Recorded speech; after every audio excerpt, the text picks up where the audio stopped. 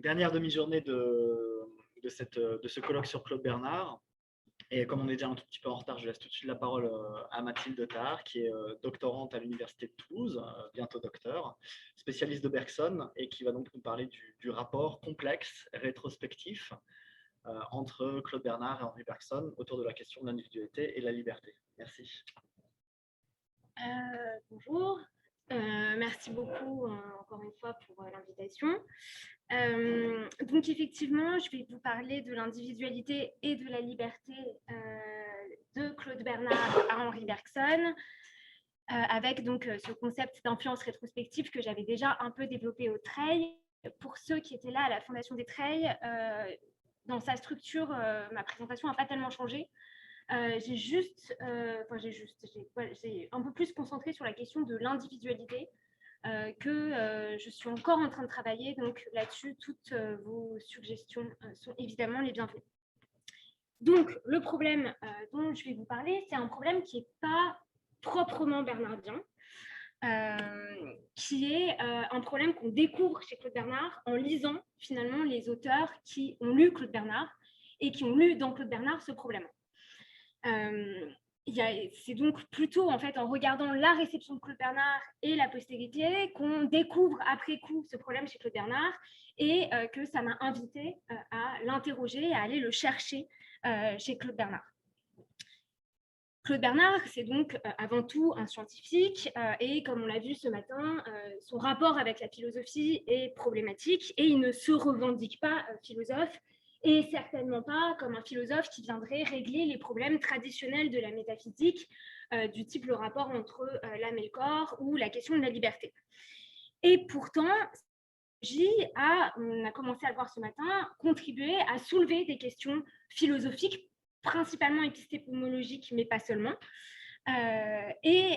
Notamment, ce que je vais essayer de montrer aujourd'hui, c'est que sa physiologie, malgré Claude Bernard lui-même, a contribué à reformuler un certain nombre de problèmes philosophiques en termes biologiques, voire directement physiologiques. Et du coup, notamment sur la question de la liberté, la question n'est plus celle traditionnellement posée ancienne de savoir comment l'homme peut être libre si Dieu a tout prévu, mais comment une volonté libre peut émerger étant donné ce qu'on sait des conditions physiologiques des organismes.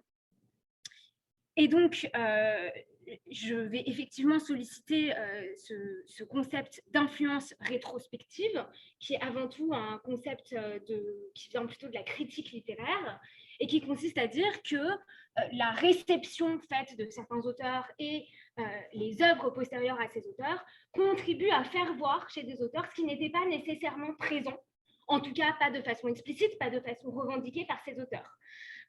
Et par ailleurs, donc, à la fin, j'ai une petite bibliographie si vous voulez aller voir les articles de critique littéraire qui sollicitent ce concept. Et par ailleurs, étant bergsonienne, c'est un concept qui me parle, si je puis dire, puisque c'est assez analogue, ou en tout cas assez inspiré par ce que Bergson appelle le mouvement rétrograde du vrai, c'est-à-dire le fait que finalement, on va projeter dans le passé des choses qui n'étaient pas nécessairement présentes au moment où ce passé était présent, mais qui vient d'un regard rétrospectif qu'on pose dessus et qui, malgré tout, révèle quelque chose de ces moments ou de ces œuvres passées. Et je vais argumenter sur deux plans. D'une part, montrer que finalement, cette réception parfois faussée de Claude Bernard révèle malgré tout des choses de l'œuvre de Claude Bernard, sinon ça ne serait pas très intéressant. Et aussi que, paradoxalement, c'est chez Bergson qui cite assez peu Claude Bernard et qui, c'est difficile de savoir si ça a été un grand lecteur ou non de Claude Bernard, mais en tout cas, ce n'est pas une de ses figures majeures. Mais c'est chez Bergson qu'on retrouve finalement le problème posé tel qu'on le trouve chez Claude Bernard, c'est-à-dire si on doit vraiment trouver la structure du problème chez Claude Bernard, et qu'on essaie de la dégager, ce que je vais essayer de faire, en fait, c'est cette structure-là que Bergson va reprendre beaucoup plus que, de manière beaucoup plus fidèle que ce que font les psychologues et philosophes qui ont directement lu Claude Bernard. J'enchaîne et ça sera plus clair en cours de route. Donc, je vais partir effectivement du fait qu'un certain nombre de philosophes, biologistes, psychologues ont lu chez Claude Bernard le problème de la liberté, qu'ils ont généralement lié au problème de l'individualité. Et avant de m'intéresser à la façon directement dont ces auteurs lisent Claude Bernard, je vais essayer de voir si ce problème existe, si je peux dire, chez Claude Bernard, sachant que ce n'est effectivement pas on va dire, son sujet principal. Donc ça sera à peu près le déroulement de mon exposé. Donc, le problème donc, je vais poser, c'est la question de la liberté, et c'est comment notre volonté peut-elle être libre alors que, comme l'avance la science, tous les phénomènes du monde sont déterminés. Ça, c'est un problème qui va occuper tous ceux qui ont lu Claude Bernard et qui se réfèrent explicitement à Claude Bernard, que je vais étudier par la suite. Chez Claude Bernard, ça ne va pas du tout de soi qu'il y ait ce problème de la liberté, parce que, comme on l'a vu toute la matinée, le déterminisme de Claude Bernard n'est jamais un fatalisme. Il le dit explicitement, c'est un déterminisme qui a une portée scientifique, heuristique, qui vient nous aider à comprendre comment fonctionne le monde, mais qui ne nous donne pas vraiment, qui nous rend maître du monde, mais qui ne nous rend pas compte du monde lui-même. Donc, il ne veut pas avoir une portée ontologique de ce déterminisme. Et c'est tout ce qu'on a explicitement dans l'introduction à l'étude de la médecine expérimentale. Mais la question de la liberté, je ne sais pas si on peut encore parler de problème à ce stade, émerge au moment où Claude Bernard aborde la question de l'individualité biologique, je vais donner la définition qu'il en donne en 1875 dans Définition de la vie. L'individualité, c'est le fait que l'être vivant puisse être un tout harmonique, mais qui maintienne une certaine cohésion et donc une continuité dans le temps, malgré les perturbations extérieures.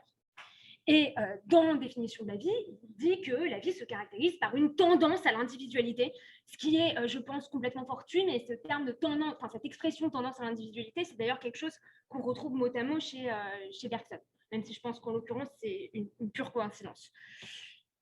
Et donc, cette tendance à l'individualité, ça serait donc une propriété de la vie. Le maintien et l'organisation de l'individualité biologique serait ce vers quoi tendraient toutes les actions chimiques et organiques de l'organisme pendant son développement, mais aussi pendant sa vie adulte. Et Claude Bernard parle alors, dans Définition de la vie comme ailleurs, d'une idée directrice qui se manifesterait dans l'organisation et qui permettrait le maintien de cette individualité. Mais évidemment, il précise, je ne vais pas passer trop de temps dessus, mais les auteurs que je vais solliciter par la suite en parlent beaucoup, cette idée directrice pour Claude Bernard n'est pas causale physiologiquement et donc ne serait pas l'objet de recherche du physiologiste. En revanche, l'individualité à laquelle elle tend, elle est physiologique et donc elle doit être étudiée. Tout ça, c'est dans la définition de la vie. Pourquoi donc je disais qu'au moment de traiter la question de l'individualité arrive cette question de la liberté? Pour comprendre cela, il faut se référer à ce qui est dit dans les leçons sur les phénomènes de la vie communs aux animaux et aux végétaux, et notamment au passage où il classe les différentes formes de vie en fonction de leur indépendance par rapport au milieu extérieur dont Stéphane a parlé hier. Il dit que cette indépendance par rapport au milieu extérieur est rendue possible par la cohésion interne des organismes et donc par le milieu intérieur qui garantit la subordination des parties au tout et par lequel les tissus de l'être vivant sont soustraits aux influences extérieures directes. Le milieu intérieur, il est produit par l'organisme, par des processus physiologiques internes que Bernard rassemble sous le terme de nutrition et qui apparaissent comme un prolongement des processus morphogénétiques. Or, ces processus sont différents d'un organisme à l'autre et ce milieu intérieur est donc plus ou moins stable en fonction des organismes. Et donc, l'individualité des organismes, comprise comme leur indépendance par rapport au milieu extérieur, connaît également des degrés. Et c'est là que Claude Bernard introduit le terme de liberté, j'ose pas dire le problème à ce stade, puisqu'il lie, voire identifie cette indépendance à l'égard du milieu extérieur à la liberté, puisque donc il y a ces trois formes de vie, vie latente, vie oscillante, vie constante ou libre. Je cite, il dit « La fixité du milieu intérieur est la condition de la vie libre indépendante ». Donc la liberté, en tout cas dans la définition là donnée par Claude Bernard, qui a l'air très proche d'une indépendance par rapport au milieu extérieur, et donc proportionnelle à son degré de cohésion interne, d'indépendance par rapport à l'environnement, de ce qu'il appelle en 1875 individualité. Donc, plus il y a complications et différenciation organique dans un organisme, plus il est indépendant par rapport à son milieu, plus il est libre. Ce qui veut donc dire qu'un être vivant qui a un système nerveux serait plus libre qu'un être vivant qui n'en a pas, et qu'un être vivant qui a un cerveau est encore plus libre. Donc, à ce stade, on ne peut pas dire qu'on a un problème de la liberté. On a le terme de liberté qui est introduit, mais qui semble avoir la définition d'indépendance par rapport au milieu extérieur. Et à ce stade, il n'y a pas vraiment de problème. Évidemment, c'est beaucoup plus compliqué que ça, sinon je ne vous en parlerai pas, puisqu'il semble que Claude Bernard utilise le terme de liberté dans des sens très différents, en fait, en fonction des œuvres. C'est ce qu'on a dit aussi toute la matinée, il y a un flottement du vocabulaire de Claude Bernard, sans explicitation des différents concepts à quoi le terme peut renvoyer.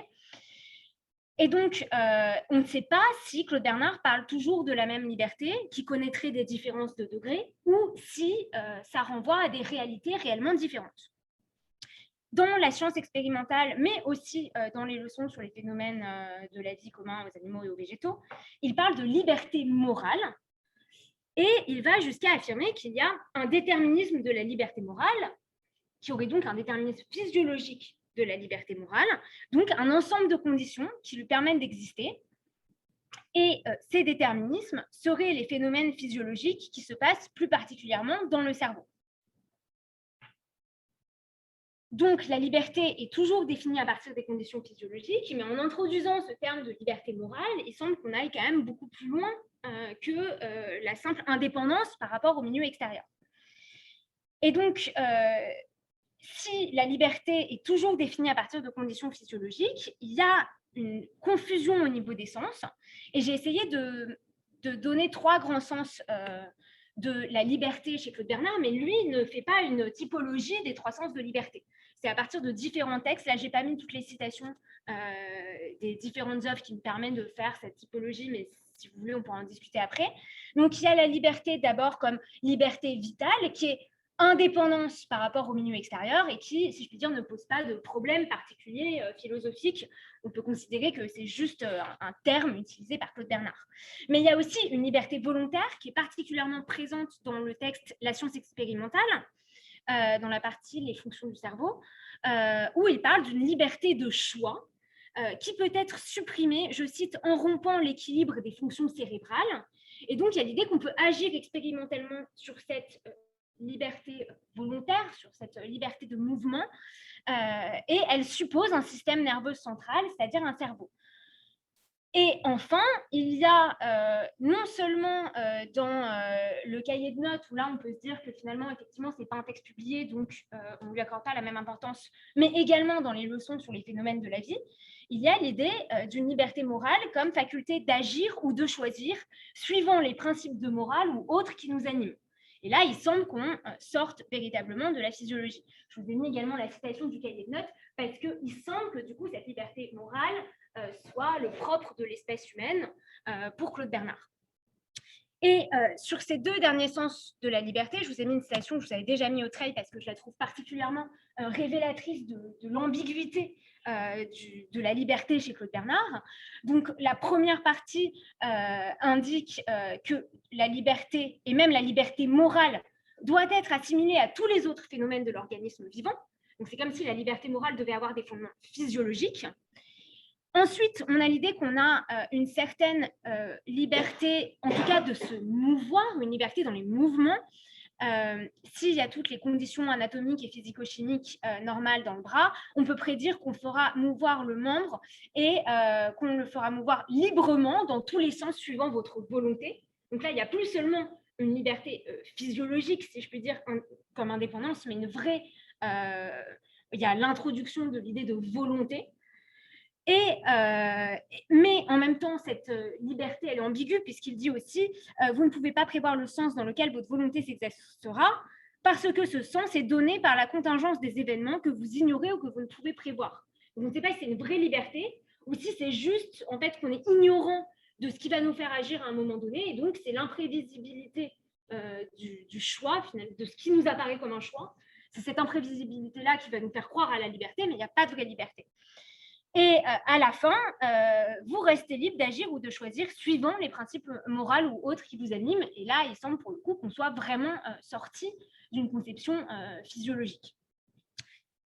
Donc, on a des glissements de sens un peu obscurs qui nous font sortir de cette compréhension purement physiologique. Et ma question, c'est est-ce qu'on n'a pas aussi une confusion sur la définition de l'individualité? Il y a peu de définitions, me semble-t-il, de l'individualité chez Claude Bernard. C'est pas à part dans Définition de la vie, où vraiment il y consacre plusieurs paragraphes, plusieurs lignes en tout cas, où c'est vraiment, il cherche à définir l'individualité. J'ai pas beaucoup trouvé de thématisation de ce concept. Et en fait, il me semble que puisque justement l'individualité connaît des degrés et que ces degrés transforment le sens de la liberté, je me demande s'il n'y a pas aussi différents sens de l'individualité chez Claude Bernard, celle uniquement physiologique qui serait garantie par la fixité du milieu intérieur et qui est traitée au moment où il parle des 3 formes de vie, donc elle connaîtrait elle-même des degrés, cette individualité physiologique, en fonction de la cohésion du milieu interne. Une individualité psychologique, si je puis dire, qui est traitée notamment dans les fonctions du cerveau, où il regarde comment justement le cerveau permet une certaine liberté au sens de libre arbitre, quoi, de choix dans les mouvements, voire justement un troisième sens qui serait une individualité réellement morale, une autonomie, où on est capable de s'auto-déterminer par des principes moraux. Tout ça sont des interrogations, hein. Rien n'est très clair chez Claude Bernard. Je n'affirme pas du tout que Claude Bernard thématise ça explicitement, mais en tout cas, ça pose problème. Et ces sauts, voire ces sauts de sens s'expliquent donc par le fait que la complication nerveuse semble conduire à de nouvelles propriétés, plus qu'à simplement des différences de degrés. Et Claude Bernard dit que le cerveau permet l'émergence d'une volonté et d'une conscience. Mais pareil, volonté et conscience, c'est des termes qui sont très flous chez Claude Bernard et en fonction des textes. Parfois, la volonté, c'est uniquement une réalité d'ordre nerveuse, et c'est vraiment un synonyme de nerf. Notamment dans le rapport sur les progrès et la marche de la physiologie générale en France. Parfois, du coup, et de même, la conscience apparaît simplement comme une forme de la sensibilité. D'autres fois, au contraire, volonté et conscience semblent être des forces causales qui permettent une liberté de choisir, voire donc de choisir selon des principes moraux. Et donc ça, c'est notamment dans les principes de la médecine expérimentale, qui dit que la volonté, c'est un pouvoir exécutif qui est la cause déterminante d'une foule de mécanismes auxquels elle reste complètement étrangère. Donc il y a l'idée à la fois qu'elle reste étrangère au phénomène physiologique et en même temps qu'elle existe en tant que cause. Donc, c'est pas clair. Voilà pour Claude Bernard. Le problème est donc repris effectivement aussi bien par les biologistes que par les psychologues et les philosophes. En fait, chacun, effectivement, c'est ce qu'on disait, tire en fait Claude Bernard vers là où ça l'arrange. Il y a une première position, c'est de radicaliser le déterminisme bernardien et de dire qu'il empêche la liberté, c'est-à-dire d'en faire un déterminisme métaphysique, ontologique, je ne sais pas comment le dire, mais en tout cas un déterminisme qui est un fatalisme en fait au sens de Claude Bernard. C'est ce que fait le Dantec dans le déterminisme biologique et la personnalité consciente et l'individualité et l'erreur individualiste. Et l'idée de Le Dantec, de Félix Le Dantec, biologiste donc, c'est que l'individualité est une illusion. Et cette illusion, en fait, nous fait croire à la liberté.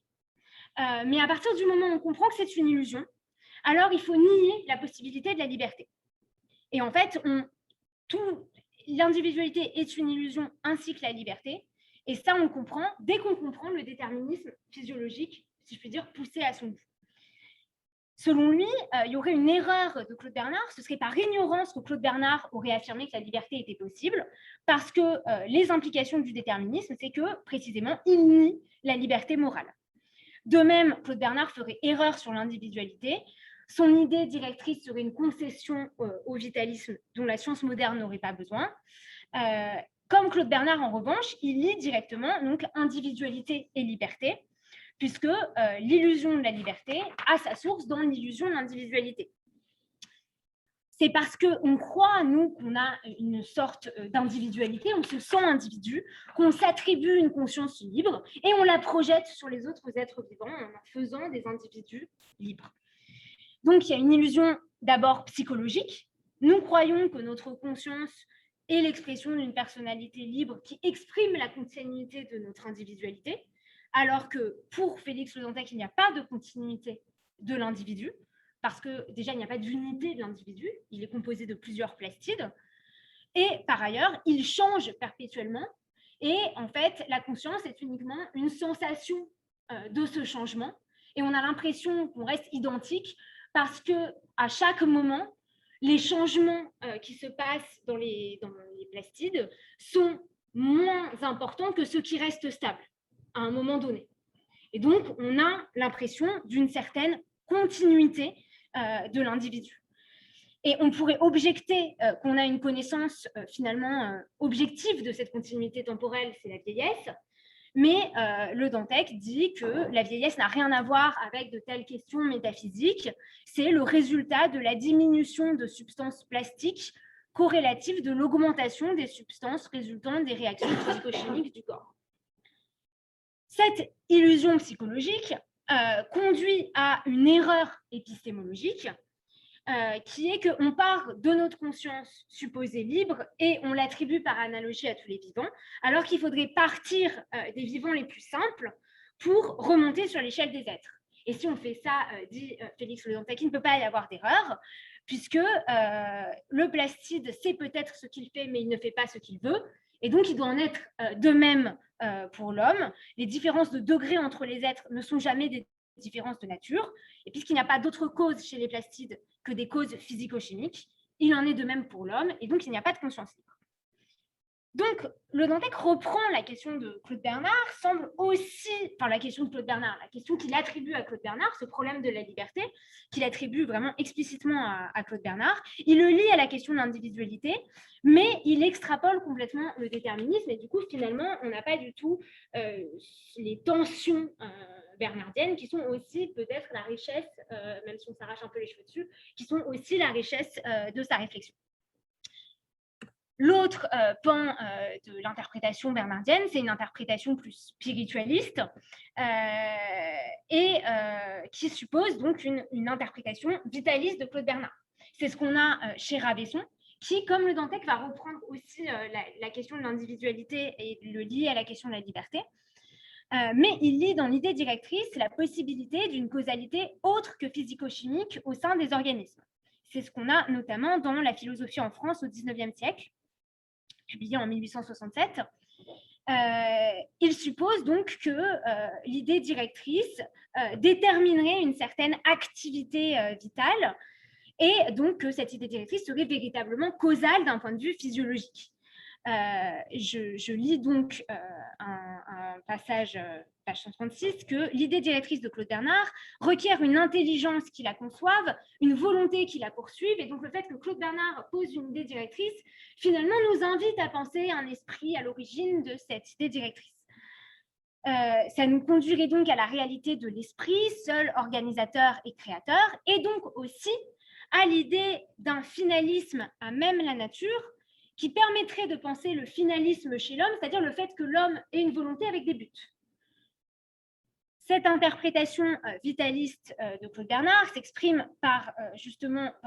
par la propre conception de Rabesson de l'individualité, parce qu'il lie directement la liberté de la volonté avec l'individualité, et il conçoit l'individualité, pour le coup, explicitement, non seulement comme une organisation physiologique, mais comme une unité ontologique.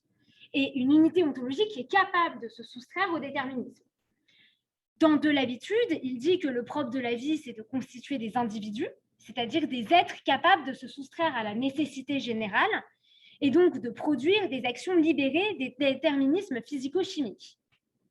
Et chez Rabesson, il y a bien une différence de degré entre les vivants, mais avec un renversement de l'échelle des êtres par rapport à Le Dantec, puisque Rabesson dit que l'inférieur a sa raison d'être dans le supérieur.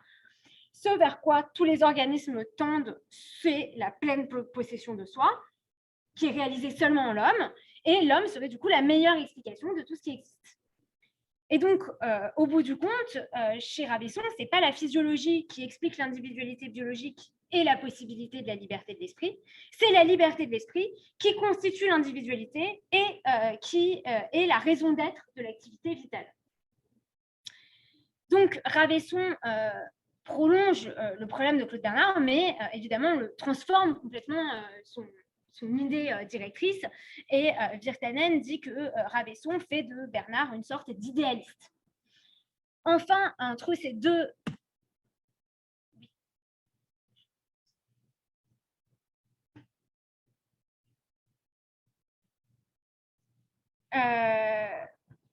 Entre ces deux positions, il y a celle des psychologues. Je vais y aller brièvement pour pouvoir finir sur Bergson. On les a déjà vus, Paul Janet notamment, à plusieurs reprises. Ribot et Paul Janet ont en commun d'appuyer leur méthode psychologique sur la méthode physiologique et de se référer explicitement à Claude Bernard pour cela. Pour caricaturer un peu, juste parce que je vais aller vite, Ribot fait une interprétation assez proche de Le Dantec, même s'il revendique l'idée que lui n'a pas de position métaphysique, mais finalement, il dit que si on comprend bien tout le déterminisme physiologique, la volonté ne peut être qu'une sorte d'épiphénomène. Je vous ai mis la citation, le je veux constate une situation, mais ne la constitue pas. Il n'y a pas véritablement de causalité de la volonté. Pour ce qui est de Paul Janet, il dit aussi qu'il y a une continuité de la physiologie à la psychologie, mais enfin, il dit du coup qu'on peut aussi avoir une psychologie expérimentale, mais l'identité de méthode n'implique pas une identité des phénomènes étudiés. Ce n'est pas parce qu'on utilise la méthode physiologique pour les phénomènes psychologiques que c'est la même chose.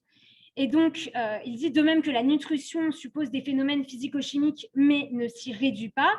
La pensée est liée à des faits physiologiques, sans être en elle-même et dans son essence organique et physiologique. Donc ça, c'est dans la méthode expérimentale et la physiologie, à propos des travaux récents de M. Claude Bernard, donc qui s'appuie directement sur Claude Bernard, sur son étude de Claude Bernard, pour affirmer cela. Et donc, il va plus loin, il dit que non seulement la pensée est liée à des phénomènes physiologique sans être physiologique en elle-même, mais il dit que finalement, il y a l'âme pensante a des caractères opposés à tout ce qui est matériel, et donc il faut traiter du problème de la conscience et de la liberté de façon complètement indépendante de la question de l'individualité physiologique. Donc je passe rapidement dessus, on pourra revenir, mais je ne veux pas trop déborder. Et donc juste ces différents auteurs s'appuient sur Claude Bernard pour finalement résoudre eux-mêmes le problème de la liberté en utilisant un peu Claude Bernard à leur manière, mais il y a un peu une utilisation de l'idée directrice ou une utilisation du déterminisme, mais finalement, le problème de la liberté tel qu'il est, si ce n'est posé, mais en tout cas tel qu'il existe par différentes pistes chez Claude Bernard, il n'est pas vraiment interrogé par ses auteurs. Et donc, j'en viens à pourquoi je vous parle de Bergson. Bergson, donc, ça peut être effectivement un peu étonnant, parce que Bergson fait peu de références explicites à Claude Bernard. Il en fait, je ne vais pas vous faire la liste exhaustive, il en fait, mais peu. Généralement pas dans ses ouvrages, dans ses grands ouvrages publiés, mais dans des conférences, dans des articles. L'exception étant la philosophie de Claude Bernard qu'il met dans La pensée et le mouvant. Donc, on sait qu'il a une certaine admiration pour Claude Bernard, qui est certainement réelle, parce qu'il le dit quand même à plusieurs reprises dans différentes conférences, mais on ne peut pas dire qu'il y a vraiment que Bergson est complètement inspiré par Claude Bernard. En revanche, on sait de façon certaine qu'il a lu Le Dantec. Il prend au sérieux les résultats de Ribot qui sont cités dans beaucoup de ses œuvres, laissés abondamment dans Matière et Mémoire. Il a lu aussi précisément les principes de métaphysique et de psychologie de Janet. On a un compte-rendu très détaillé. Et c'est un grand lecteur de Rabesson que Bergson cite assez peu, par ailleurs. Mais on a beaucoup de témoignages, que ce soit de Jacques Chevalier ou de Gilbert Gilbert Merle, du fait qu'évidemment, Bergson admirait beaucoup Ravesson. Et puis par ailleurs, il y a quand même des textes de Bergson, la vie et l'œuvre de Ravesson, qui nous montrent effectivement un certain lien intellectuel. En tout cas, il a lu ces différents auteurs et il vient, dans ces différentes œuvres, poser la question, le problème de la liberté, en venant répondre, si je puis dire, à ces débats de ce temps-là, les débats des psychologues et des philosophes. Et ce qui est une coïncidence, mais Bergson, finalement, analyse le problème en étant beaucoup plus proche de ce qu'on trouve chez Claude Bernard que ses prédécesseurs. Comme Claude Bernard, Bergson pense qu'une des caractéristiques du vivant est la tendance à l'individualité, c'est-à-dire à une certaine indépendance par rapport à l'environnement, qui, je cite, connaît une infinité de degrés et nulle part, pas même chez l'homme, elle n'est réalisée pleinement. L'individualité est directement corrélée à la complexité du système sensorimoteur pour Bergson. Plus ce système est complexe, plus l'être est individué. Et cette individualité, ajoute Bergson, est marquée par la continuité dans le temps. Et je n'ai pas le temps de le développer, mais du coup, il s'oppose à la conception de la vieillesse de Le Dantec. Et il dit donc que cette continuité, c'est une certaine poussée en vertu de laquelle l'être vivant grandit, se développe et vieillit. Et il dit que c'est la même que celle qui lui fait traverser les phases de la vie embryonnaire. Et donc, il y aurait une génération continuée qui passe, dit Bergson, par la nutrition, qui permet à l'organisme d'avoir l'énergie nécessaire non seulement pour se maintenir, mais également pour agir. Et Bergson met donc l'accent évidemment sur quelque chose que Claude Bernard cite en passant et qui n'est pas du tout conceptualisé, la durée, le fait que l'organisme se maintient dans le temps. Chez Bergson aussi, c'est l'individualité biologique qui fait le lien entre déterminisme et liberté, mais Bergson ne part pas de l'individualité physiologique pour penser la liberté, il conceptualise la liberté pour ensuite voir comment finalement elle peut être possible étant donné ce qu'on sait de la physiologie et de la biologie. Et donc, il donne une définition de la liberté que je vais vous faire extrêmement grossièrement, qui est que l'acte libre vient exprimer la continuité du moi, et ce moi, du fait de son caractère unique, est nécessairement créateur. Il produit des actes libres au sens de complètement imprévisible, parce que justement, la conscience n'est pas une succession d'états réglée par une cause efficiente, mais une continuité qui est une maturation créatrice. Et il dit que puisque la liberté suppose la conscience, il faut interroger la condition de possibilité de l'émergence de la conscience. Et c'est là qu'intervient justement la question de la physiologie et des organismes. Pour qu'il y ait conscience, il faut qu'il y ait perception. Et la perception, elle a un certain nombre de conditions physiologiques. Il faut un certain maintien, une certaine cohésion de l'organisme, rendue possible par le milieu intérieur. Et par ailleurs, il faut un système sensorimoteur qui permet l'émergence de la conscience. Et pour Bergson, il y a, je cite, entre les fonctions réflexes de la moelle épinière et la faculté perceptive du cerveau qui permet l'émergence de la conscience, il n'y a qu'une différence de degré. Donc, comme Claude Bernard, il indique qu'il y a différents degrés de cohésion interne et de complications internes des organismes. Et à un certain degré, il y a perception, parce que le système sensorimoteur est suffisamment complexe pour laisser le choix aux organismes. Et la perception est définie comme justement un retard par rapport à l'action entre le stimulus et l'action exécutée, et ce retard permet de percevoir les différentes actions possibles. Et pour Bergson, la conscience au présent, c'est la perception. Il n'y a pas de différence. Au présent, la conscience est la même chose que la perception. Et donc, en tant que phénomène physiologique, la conscience est le dessin des actions possibles dans le système nerveux. Mais en tant que phénomène temporel, c'est un délai entre le stimulus et l'action. Et ce délai, justement, c'est la durée consciente. Et c'est là que s'insère la liberté.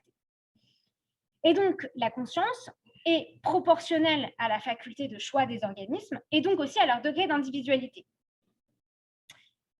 Je cite, plus le système nerveux se développe, plus nombreux et plus précis deviennent les mouvements entre lesquels il a le choix, plus lumineuse aussi est la conscience qui les accompagne, et le cerveau, pour Bergson, constitue là un sommet. Donc, si l'action en général est rendue possible par les phénomènes nutritifs, dit Bergson, l'action volontaire dépend plus spécifiquement de la complexification du système nerveux. Et il faut souligner ce point, donc la conscience est durée, elle s'insère dans le temps dont l'organisme dispose pour agir, et donc l'émergence de la conscience permet de comprendre comment est possible la liberté, non seulement au sens évidemment d'indépendance par rapport au milieu, non seulement au sens de libre arbitre, mais au sens de liberté vraiment créatrice, expression de notre individualité vivante pour Bergson. C'est le système nerveux qui permet cette liberté créatrice en faisant émerger la conscience. Et donc, je souligne un point important, c'est que pour Bergson, c'est très clair, il y a une différence de degré entre les êtres vivants. C'est difficile de ne pas penser qu'il n'y a pas aussi une forme de différence de nature, parce que la conscience, pour Bergson, elle est présente chez tous les êtres vivants. Elle n'arrive pas ex nihilo à un moment donné d'une complication des organismes. Mais elle ne se manifeste que dans un organisme qui possède un système nerveux suffisamment complexe pour qu'il y ait une liberté de choix. Donc, contrairement à ce que propose le Dantec ou Ribot, la conscience n'est pas un pur épiphénomène qui, sans efficace chez les organismes les plus bas, ne pourrait pas avoir d'efficace chez les organismes supérieurs. Chez Bergson, la conscience est présente chez tous les êtres vivants et elle est toujours causale, mais cette causalité est annulée en fait chez les organismes qui n'ont pas un système nerveux suffisamment compliqué pour pouvoir laisser la conscience passer, si je puis dire. Et donc, c'est la complication physiologique de l'organisme qui permet d'introduire, je cite, la plus grande somme possible d'indétermination et de liberté. J'ai encore 5 minutes. Eh bien, c'est parfait. Non, j'ai été trop vite. Donc, aux différents degrés de conscience correspondent différents degrés de liberté chez Bergson. Il y a donc une liberté qui est uniquement une liberté comme une certaine indépendance par rapport au milieu, sauf que cette indépendance va pouvoir être une indépendance uniquement comme homéostasie, si je puis dire, une indépendance comme faculté de choisir ses actions et de ne pas avoir uniquement des actions réflexes, ou une liberté qui va être une liberté morale et qui est une indépendance non seulement par rapport on va dire aux stimuli urgents du milieu extérieur, mais qui va être également, dans le cas de l'être humain, indépendance par rapport au milieu social et au milieu social. Et donc, pour Bergson, la liberté peut devenir proprement liberté morale. Et cette liberté morale se manifeste chez Bergson par ce qu'il appelle un amour qui ne serait possible que chez les êtres humains, parce que c'est le seul être dans lequel la complication nerveuse est telle que le choix des actions est réellement libéré de toute nécessité matérielle. Chez l'homme seulement, je cite, le mouvement vital se poursuit sans obstacle, lançant à travers le corps humain le courant indéfiniment créateur de la vie morale. Donc, la différence entre la liberté vitale et la liberté morale est à la fois de degré et de nature, c'est simplement que chez l'être humain, le système nerveux a permis une complication telle que la conscience peut réellement se libérer et donc être véritablement liberté au sens le plus plein. Rapidement, parce que je m'interroge encore dessus, mais la liberté morale chez Bergson, elle résout aussi un peu le problème de l'individualité, à la fois donc biologique et potentiellement morale, puisque la liberté morale chez Bergson, c'est le propre d'un individu, d'individualité privilégiée, mais qui sont capables de communier avec le vivant. Parce que la liberté morale chez Bergson, c'est, je ne sais pas si j'ai noté la situation, mais c'est consiste à sympathiser avec la nature entière. C'est un amour, dit-il, et des plantes, et des animaux, et des autres êtres humains. Donc, il y a une idée que c'est cette espèce de renversement qu'on a parfois aussi chez des auteurs comme Spinoza, où en fait, on devient libre en comprenant le déterminisme, là on devient individu en fait en communion, on est une individualité privilégiée en communion avec le reste de la nature. Et donc l'action morale chez Bergson est censée justement faire le lien entre l'individualité et notre dépendance avec le reste du vivant et la possibilité de la liberté et le déterminisme, puisque Bergson dit aussi que la liberté, c'est d'employer le déterminisme à passer à travers les mailles du filet qu'il avait tendu. Donc, je finis parce que j'ai plus beaucoup de temps. Ce qui m'intéresse, ce pourquoi je parle de Bergson, c'est déjà pour montrer que même si Bergson n'hérite pas du tout directement de Claude Bernard cette question de la liberté, Claude Bernard, sûrement malgré lui, a généré un certain débat sur la possibilité physiologique finalement de la liberté, dont Bergson hérite par un certain nombre de biais, et finalement que ce problème qui n'était pas proprement bernardien, Bergson le résout à sa manière à travers une philosophie de la vie, en, pour le coup, proposant explicitement différents sens de la liberté et en identifiant ces différents sens à différentes conceptions de l'individualité. Et donc Bergson articule les trois sens de la liberté que j'ai trouvé chez Claude Bernard et qui étaient confusément disséminés, et il le résout en proposant que la différence entre ces trois libertés soit à la fois une différence de degré d'individuation physiologique et en même temps des différences de nature, puisque ça génère des nouvelles formes de liberté qui sont aussi des nouvelles formes d'individualité chez Bergson. Donc, pour conclure, je vous fais la conclusion et je vous fais ma question à laquelle j'espère que vous pourrez me répondre. Ce que je souhaite montrer à travers ce travail, c'est que Claude Bernard, par-delà la question de l'épistémologie qui est très importante et la question qui me paraît moins cruciale de son vitalisme ou non-vitalisme, a eu une influence sur des problèmes de la philosophie malgré lui. C'est-à-dire que des auteurs ont récupéré Claude Bernard pour poser des problèmes philosophiques. Finalement, en utilisant plus Claude Bernard qu'en le lisant véritablement au plus proche, et que malgré tout, ça a été l'occasion de révéler des choses, enfin pour moi en tout cas, de découvrir ces glissements problématiques sur la question de la liberté chez Claude Bernard.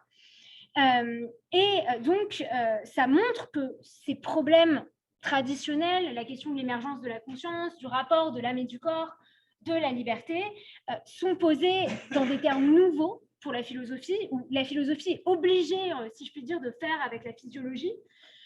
Et donc, on essaie d'utiliser Claude Bernard à tout prix. Et finalement, ça va jusqu'à une philosophie de la vie qui, semble-t-il, est bien loin du projet bernardien. Et j'ai pris l'exemple de Bergson pour montrer que cette philosophie de la vie clarifie rétrospectivement des positions bernardiennes peu claires, mais plus profondément révèle justement les enjeux de la philosophie de Claude Bernard par-delà les questions strictement scientifiques ou épistémologiques. Et ça, c'est mon interrogation. Ce qui m'a amusé amusé un peu par hasard par la suite dans mon travail de thèse, c'est de voir comment Bergson était repris par certains théoriciens de la synthèse moderne, notamment Julian Huxley et Wright, sur la question de l'individualité. Chez Huxley, c'est vraiment sur la question de l'individualité biologique, si je puis dire, et chez Wright, il y a vraiment un lien entre la question de l'individualité et la question de la conscience, et Bergson est repris dans des articles. Et donc, il y a une sorte, ça m'a étonnée parce que c'est pas vraiment l'auteur de prédilection des évolutionnistes. Et voilà, et je me demande dans quelle mesure, par une filiation très lointaine, on a tendance à dire que finalement les évolutionnistes, et a fortiori anglo-saxons, s'opposent méthodologiquement effectivement à la physiologie de Claude Bernard. C'est pas du tout les mêmes questionnements. Et est-ce qu'il n'y aurait pas une filiation très lointaine, là encore bien malgré Claude Bernard, entre ce questionnement, notamment chez Wright, du rapport entre individualité, conscience et liberté, et les jalons que Claude Bernard a disséminé malgré lui dans son œuvre. J'ai fini.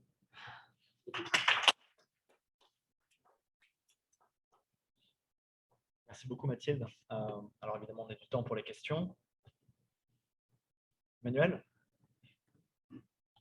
Claude Bernard, des concurrences fréquentes des termes de liberté, à ce que je sache, elle est liée à sa conception de liberté. Au fur et à mesure que nous avons à l'œuvre l'organisme s'affranchit de liberté.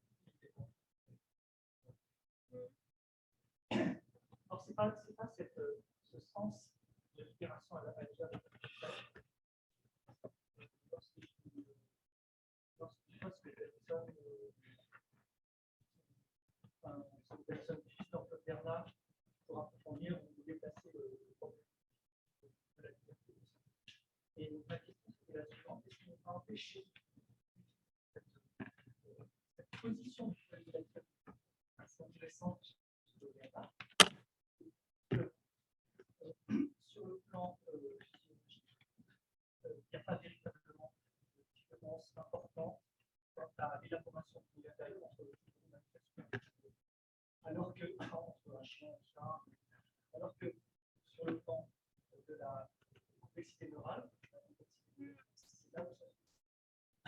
Et il me semble que voilà, là c'est dire qu'un chien est aussi affranchi des contraintes de l'extérieur grosso modo qu'un homme. L'amènerait à donner une liberté au chien au même titre que ce que n'importe quel mammifère supérieur pourrait avoir.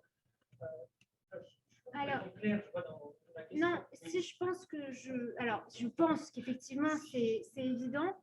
Je ne suis pas sûre que personne ait lu beaucoup plus que l'introduction à l'étude de la médecine expérimentale de Claude Bernard. Je pense qu'honnêtement, c'est une lecture assez médiée. Sur ce point-là, je suis d'accord avec toi, mais dans les fonctions du cerveau, dans la science expérimentale, il y a quand même vraiment beaucoup de choses sur justement la façon dont le cerveau permet une liberté qui l'oppose, la liberté morale, qui l'oppose à la folie, etc. Et je pense que c'est ça, plus là-dessus que les psychologues s'appuient, les psychologues que Bergson a lus, que c'est plus sur ce texte-là que sur justement cette conception très physiologique de la liberté.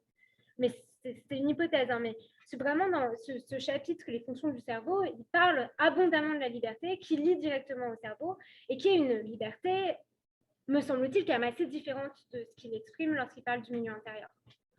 Donc, il faudrait savoir quel corpus, effectivement, de Claude Bernard a été lu ou non, que ce soit par Bergson ou par les autres auteurs dont j'ai parlé, mais voilà, je suis pas sûre que finalement ce soit ce questionnement-là qui a été le plus retenu, même si c'est celui qui est le plus explicitement présent. François? C'est une question concernant votre présentation de ce que seraient les degrés de liberté Ouais. et d'individualité selon Bergson. Ouais. Et moi, et tout à fait, vous avez dit ces différents degrés sont des différences de nature. C'est moi qui dis ça. Bon, alors, moi, je ne comprends pas. Il me semble que c'est peut-être là quelque chose qui est tel que je vois la pensée bergsonienne sur ce genre de problème. Elle est extrêmement continuiste. Et il me semble qu'il est assez difficile de faire une distinction de degré, de nature entre la conscience telle qu'elle est l'être humain. Il ne se sait pas les autres êtres conscients. Mais grosso modo, il y a un rapport d'analogie entre l'animal et l'être conscient que nous sommes. Et ça ne permet pas vraiment d'établir une frontière en termes de distinction de nature. Moi, c'est discutable. Hein. C'est une interprétation de ma part. Je ne dis pas du tout que c'est explicite chez Bergson. Il me semble quand même qu'on peut le dire, notamment à l'aune, à la lumière de ce qui est dit dans les deux sources, parce que cette faculté du mystique de retrouver l'élan vital, elle n'est possible chez aucune autre espèce. Alors, on peut Oui, considérer que c'est une différence de degré, mais quand même, entre eux, il dit bien... C'est-à-dire qu'on ne sait pas. Peut-être que Voilà, plutôt chez on les ne sait animaux, pas, on mais peut quand même, savoir. chez Bergson, il y a cette idée que chez l'homme seul, la conscience est vraiment libre. Alors, on peut dire effectivement que c'est juste un degré un petit peu plus haut, mais en tout cas, ça a changé véritablement la signification de la conscience. Parce qu'on se fonde essentiellement sur l'expérience subjective, hein, de la conscience. Moi, je ne suis pas forcément d'accord avec Bergson sur ce point. D'accord. Pour lui, il n'y a aucune conscience chez les végétaux, aucune. Elle est endormie. Et la conscience animale, elle est à peine une conscience. On est encore dans une conception très instinctive, très l'instinct à la Uexcule ou Merleau-Ponty, qui sont quand même... Et donc, je pense que... Enfin, Merleau-Ponty est après personne, mais on se comprend. Mais on est encore dans une conception de la conscience animale qui est très minimale. Et c'est pour ça que Bergson peut, selon moi, si ce n'est affirme, en tout cas, pose une différence de nature vraiment entre ce qui est possible au degré de complication de l'être humain pour la conscience et la conscience animale. Mais la question est ouverte. J'ai un peu caricaturé mon interprétation comme... J'ai une autre question. Il me semble que le trait d'union entre les exposés de Bernard et les interprétations qu'ont fait Bergson, c'est essentiellement la distinction des trois états de vie. La latente, d'autres qui sont plus animés, quoi, disons. Ça lui sert de terme de référence pour établir sa conception de l'autonomie du vivant. Ouais, ça, je suis absolument... J'ai été vite, mais je suis absolument d'accord. C'est une trilogie entre végétaux, animaux et humains.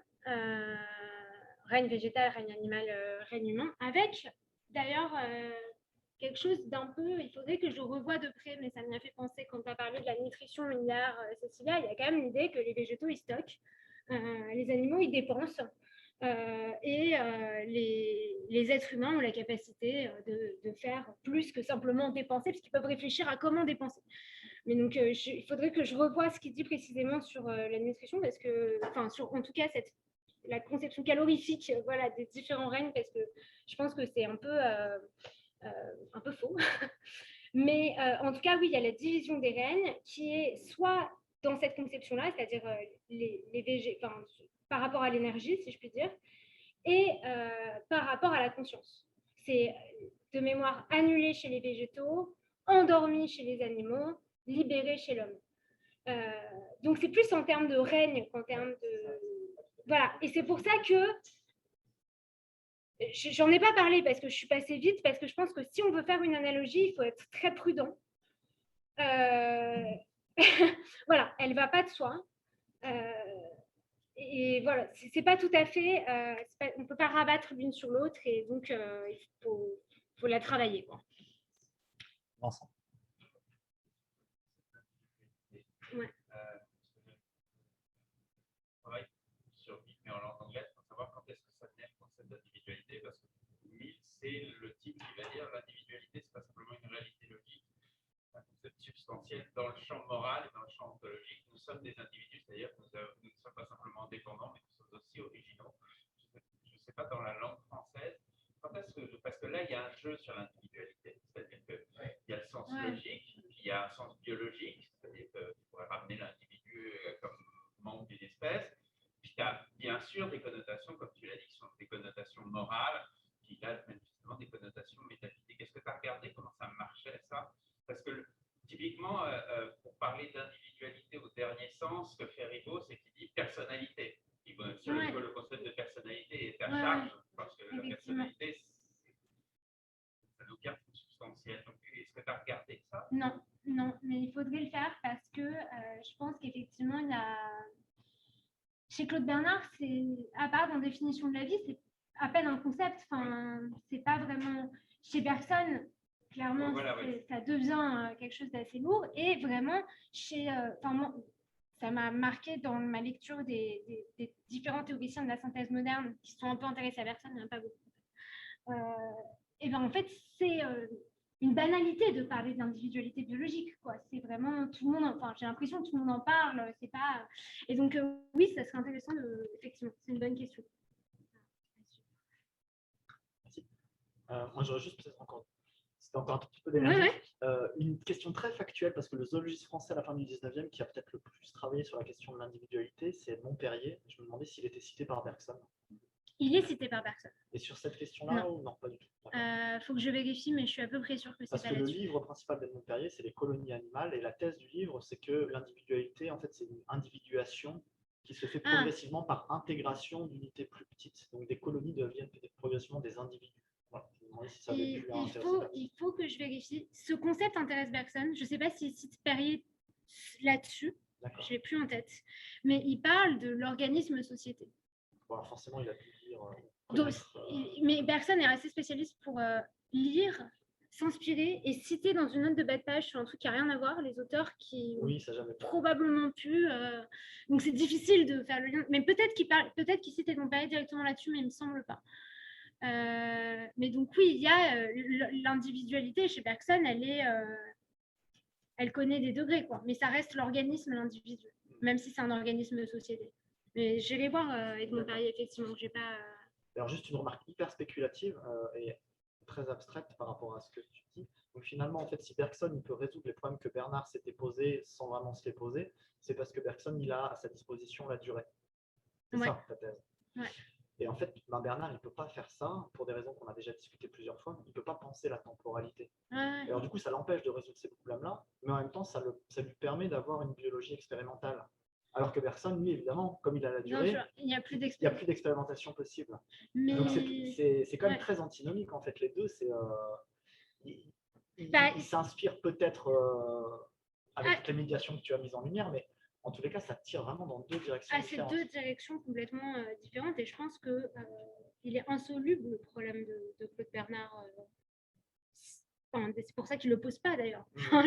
Oui, c'est pour ça qu'il n'arrive pas à poser le problème concrètement. C'est que dans les termes dans lesquels lui il réfléchit, en fait, il n'a pas les outils pour poser des questions. Non, mais d'ailleurs, un peu pareil pour l'individualité. Soit on la pose vraiment en termes effectivement de milieu intérieur, sauf que dès qu'il parle de tendance à l'individualité, de ce vers quoi tendent les organismes, de la continuité du développement et de la vie adulte, on est quand même... Il y a une temporalité qui est mise en œuvre que Bernard ne peut pas vraiment prendre en charge. Ok, donc j'ai l'impression qu'on arrive collectivement vers des conclusions probantes. C'est le but d'un projet collectif. Merci beaucoup Mathilde.